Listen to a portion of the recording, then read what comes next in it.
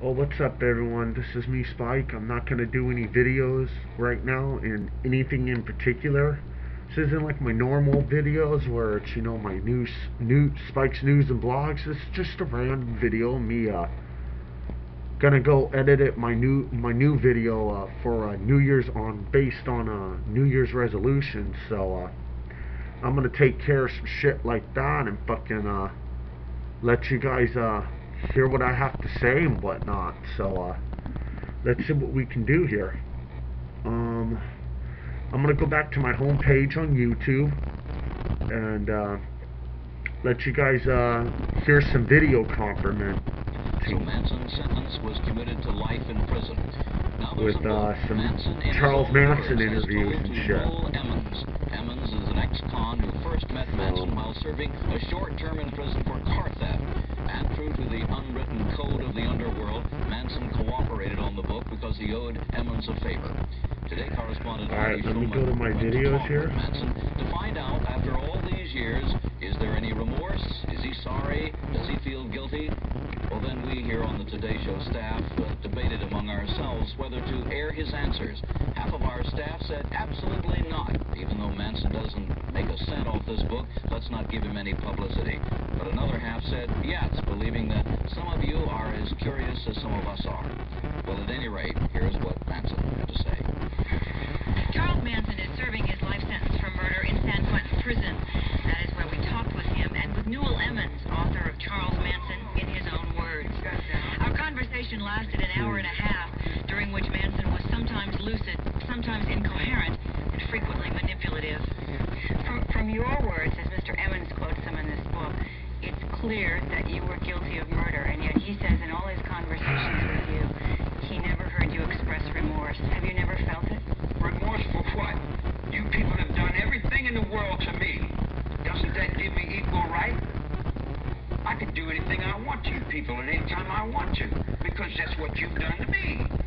If you spit in my face and smack me in the mouth and throw me in solitary confinement for nothing, what do you think's going to happen when I get out of here? Guilty. I wouldn't do anything that I felt guilty about.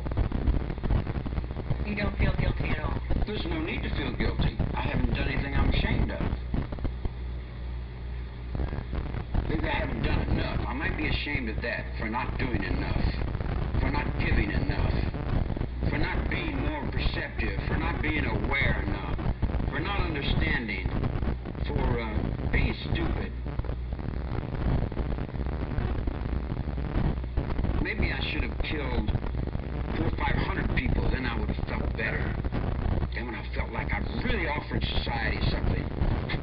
You know, if I wanted to kill somebody, I'd take this book and beat you to death with it, and I wouldn't feel a thing. It'd be just like walking to the drugstore. Do you feel blame? Are you mad? Do you feel like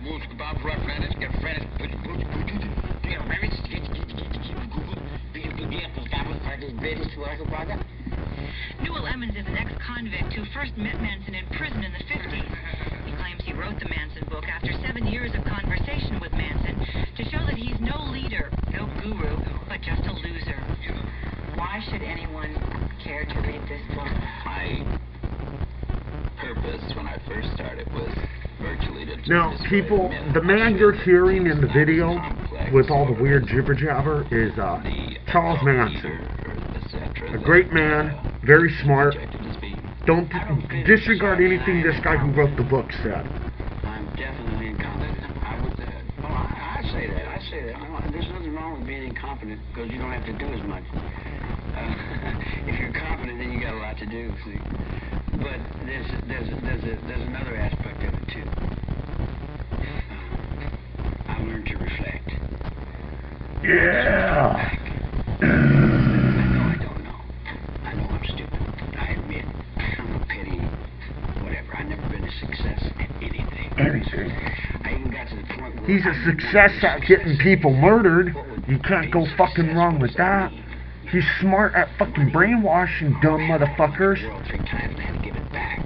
That's a stupid little game, you know. My awareness and my consciousness is not the same as somebody that goes to school and has a mom and dad. See, not having parents have left me in another dimension, so to to say, you know. I don't have no bad going for nothing. I don't judge. I hardly even think about too much. It's hard for me to remember breakfast. In fact, if I didn't have 2 or 3 girls to help me, I would pretty much be lost and I wouldn't know what the hell I'm doing. You write that in all your conversations with Charles Manson, he never expressed remorse. Have you seen any today? I mean, perhaps he believes totally in his own mind that she's not guilty. You guys got this stuff in your head that I murdered somebody.